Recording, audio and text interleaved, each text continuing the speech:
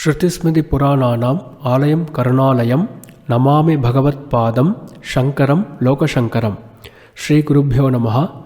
Thanks for the overwhelming response to my first video. People wrote me various suggestions and queries. Clarifying the same is our session's agenda. Let us discuss the intent of this channel to stay better with our vision, mission and values. Today's agenda. Last episode corrections about me, intent, target audience, queries, pseudoscience, analogy.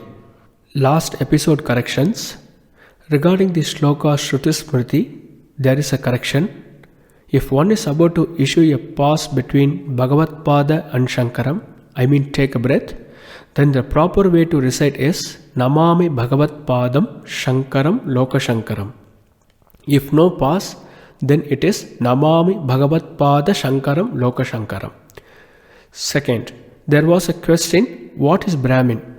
That is actually, what does the term Brahmin mean? About me, I am Hariharan Kumar and I have undergone Veda classes under Sri Sadashivam as part of Sri Satyasai organizations. I am further nurtured by Sri Neelakantan and Ravi Mama in Melbourne in addition to Shamana and Chandrasekharan sir. I am also learning Vedanta from Sri Subramaniam sir.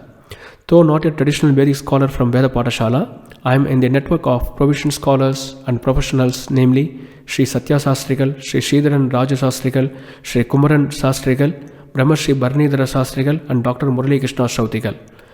This is an effort to seek knowledge from such experts and help ourselves performing our duties in the best way. Finally, Professor Venugopalan Sharma gave the name for this YouTube channel. I extend my sincere thanks and gratitude for his constant guide, support and encouragement. Intent. Atma Bandhus had so many queries on the introduction episode. I want to clarify them. Let me explain in detail. According to the modern age, I can classify Brahmins into three categories. First, the Laukikas, meaning who diverged from Vedic duties. 90% of the Brahmin population come under this section. Second, Laukikas in association with Vedikam, following Vedic Dharma. 9% of the population come under this. Third, Vedikas adhering to Vedic Dharma, which is merely 1%. Explaining Hinduism is a very complex affair. Unlike other religions, which are unidimensional, this is a multidimensional problem. So we exercise enough care to present the concepts most simply with modern IT-style presentations. The intent is to impart the Vedic Dharma to Laukikas, bringing Vedikas closer to the Laukikas by stressing the importance of Anushtanams prescribed in the Vedas. Laukikas, who is a novice in Veda, can make use of this platform to learn and practice Vedic Anushtanams. As the mainstream 2 hour Upanyasams are far advanced, these 2 minutes Upanyasam will present the elementary knowledge most simply. Here I am trying to cover the basic Vedic duties, that is both in my knowledge and experience. I am going to give you ample shortcuts to perform these duties. This will also help you to pursue advanced studies. The success of this channel is the collective success of all the efforts that are made to protect Vedic duties and the elevation of an individual self. Target audience. The target audience for this channel are the ones who are novices in Sanatana Dharma, Vedic duties, but very keen to know and implement. These lecture series are not meant for advanced Vedic scholars. As I am taking care of my young ones, I cannot pertain to the frequency I promised in my first video. Now let me devote some time making at least quarterly episodes instead of annual. Queries.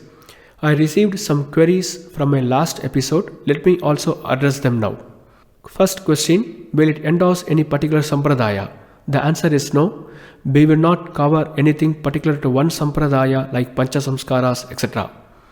The subject that we cover will be common to all practices, though we will specify the variations for other sampradayas to the best of our knowledge. Merits of each sampradaya will be covered, though we do not recommend any particular way. We request the viewers to follow their own sampradayas and acharyas. Second question, why only Brahmin community is chosen?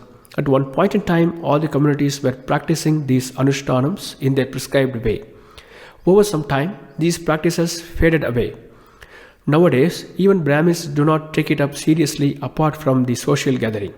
The notion of this channel is to revitalize the importance of these practices and bring it back as much as we can together. I know only a little about the Brahminic practices, so whatever to my knowledge, with the help of the experts as I mentioned earlier, I share my knowledge. If I get to know the other community practices, definitely I will look forward to covering them. Third question, will you cover Jnana Kandam? Here I am trying to cover the basic duties, whatever is in my both knowledge and reality. I am going to give you ample shortcuts how I achieve them despite of being a busy Laukikan. I am not much familiar with the Uttara Mimamsa. Just reading Vedanta from books and lecturing which is not in my experience is not going to help anyone. At least when I put to practice a little, I will try to address them. Pseudoscience. When I catch up on conversations on these topics with my friends, one of my friends told me that having the Tulasi plant keeps the cold away, hence it is elevated to goddess status. I saw the news that the Chinese were able to land their spacecraft on the dark side of the moon. Trust me, it took a while for me to conceptualize the bright and dark sides of the moon. Just imagine the scale they have accomplished. When such is the accomplishment, should we not excel and contribute meaningful innovations instead of these so-called rational stuff which is of no use to anyone? Analogy. As a prelude, I am going to discuss two analogies. I will be using them in my upcoming episodes. I call it base, also called abstract, and derived, also called implementation. Let us take two examples to discuss this concept. First example, tea and masala tea. Tea is a beverage prepared by pouring hot water on the tea leaves. There is the various flavor of the tea, namely ginger tea, tulsi tea, Ayurvedic tea, Samahan tea, and masala tea. Here, the tea is the base. Ingredients are added to make respective flavors. Now a question, is masala tea a tea? Think over. Second example, Linux kernel and Android. To the people in the software world, we all know that Linux is not an OS, it's a kernel. There are many distros like Ubuntu, Fedora and CentOS. The popular mobile tablet and TV OS is an Android OS based on the Linux kernel. Now a question, can we call Android a Linux OS? Disclaimer, I might be using Carnatic music audios at the beginning and end of episodes. It's not meant to violate any copyright infringements, as this channel is purely for a non-commercial purpose. From the next episode, we will get into the actual content of Hinduism and Sanatana Dharma. Ram Ram.